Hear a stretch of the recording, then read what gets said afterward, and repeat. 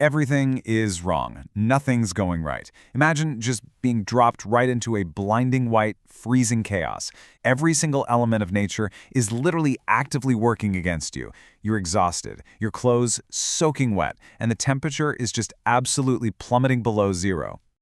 Welcome to The Explainer. Today, we're breaking down a truly extreme endurance test, surviving 7 full days in the harsh, unforgiving Arctic.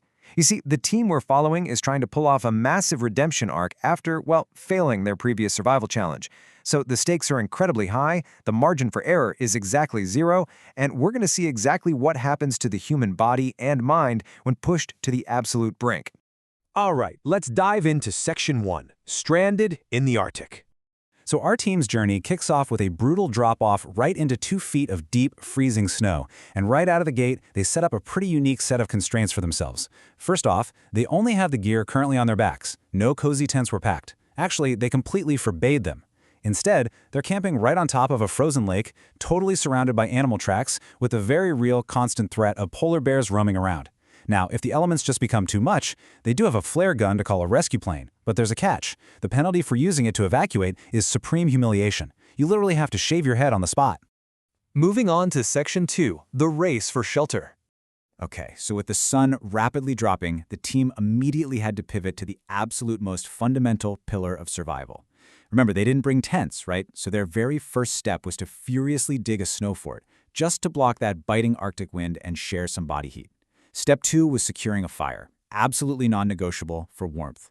And step 3, which is super crucial, is using that fire to melt snow for drinking water. Now you might think, hey, why not just eat the snow to hydrate? Well, doing that actually lowers your core body temperature. So they had to nail these 3 critical objectives before darkness fell, just to survive that very first night.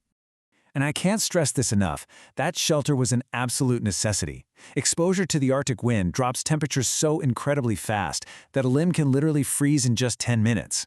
I mean, this wasn't just some casual camping trip. If they didn't get out of that wind, they were staring down deadly hypothermia. Which brings us to Section 3, battling the freezing elements. So as night fell, the weather just completely deteriorated, forcing them to pack themselves into a tiny snow cave like sardines. And when day broke, they faced a totally new disaster. Think about it. How do you start a fire in a blizzard when all the wood is soaking wet? A massive snowstorm had buried their outdoor kitchen in over 2 feet of snow, and any dead wood they could find was just completely saturated.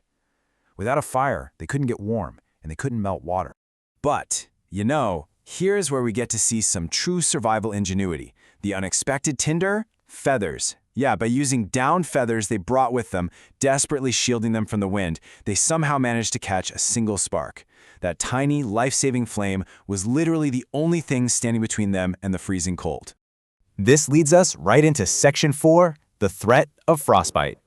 Wet clothes and freezing air are a lethal combination, and the physical toll here quickly became severe. Chandler realized this with a terrifying observation. He said, "My toes are starting to turn a little purple. I can't feel my toes." He had developed frostnip, which is the stage right before full-blown frostbite, where your skin just loses all its color. To save his toes from permanent damage, he literally had to stick his bare foot inside the armpit of his crewmate, Darius, just to rapidly transfer some core body heat. Talk about desperate measures, right? This crisis drastically escalated the whole threat of evacuation. Look at the timeline here. On day 1, they were promised a daily check-in flight, but by day 3, with Chandler's frost nip and soaking wet clothes, morale just completely plummeted. They were seriously considering firing that flare. But, in a cruel twist of irony, that very same afternoon, a massive blizzard rolled in.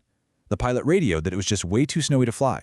So on the exact day they desperately needed that rescue plane, the storm blocked their only exit. They were entirely on their own. Let's jump into Section 5, the desperate hunt for food. With only a few beef sticks left, their food supply was effectively gone, triggering a brand new, escalating crisis. As they noted out there, eating is heating. Basically, without calories, you freeze. So they had to go ice fishing. But they were standing on 6 feet of solid ice. That massive number is the sheer thickness of the sheet they had to somehow drill through. They spent hours out in the blistering wind, twisting an auger completely by hand. They went down an entire arm's length, literally hit the physical limit of their drill, and still never reached water. Returning to camp empty-handed after grueling hours in the cold completely shattered the team. The sheer exhaustion and just rock-bottom morale culminated in this desperate plea. Can someone just, knock me out and wake me up on day 7? Honestly, you can't really blame them. They were cold, wet, tired, and absolutely starving. Which presents them with the ultimate choice. On side A, you have this immense psychological temptation. Load the flare gun, pull the trigger, end the freezing suffering, and go home bald. Or there's side B. Push through the total exhaustion, grab their cross-country skis and snowshoes, and trek miles through a blizzard.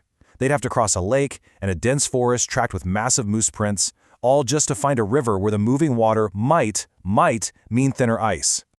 And that brings us to our final act, Section 6, Redemption on the Ice. Driven by this absolute refusal to fail a second survival challenge in a row, they chose to fight. Stumbling through deep forest drifts, they actually miraculously located a winding river where the ice was finally thin enough to break through. But as any angler knows, finding water doesn't mean finding fish. They sat by that hole for 7 brutal hours in the freezing cold. They were losing faith, dealing with headaches and dehydration, when suddenly, a frantic bite on the line. The climax at this fishing hole is just absolute chaos. The fish catches right on the lip of the ice, threatening to unhook and disappear forever. So, instead of risking the line snapping, the host literally plunges into the freezing water, barehanding the fish right out of the hole, screaming, "I got it with my hand!" It's this massive, adrenaline-fueled victory. And they didn't just stop at one either. They quickly pulled up a second. 2 fish. That number right there represents absolute salvation. It secured those essential calories they needed to generate body heat, completely revitalized the morale of the crew back at the snow fort, and ensured they would actually comfortably survive the remainder of their 7-day sentence in the Arctic. So, it really makes you wonder, when your body is failing, your toes are going completely numb, and you are pushed to the absolute edge of freezing and starvation, would you pull the trigger on that flare gun to end the suffering, or would you find the willpower to trek through a blizzard and fight for the catch? Thanks so much for joining me on this explainer, and keep feeding your curiosity.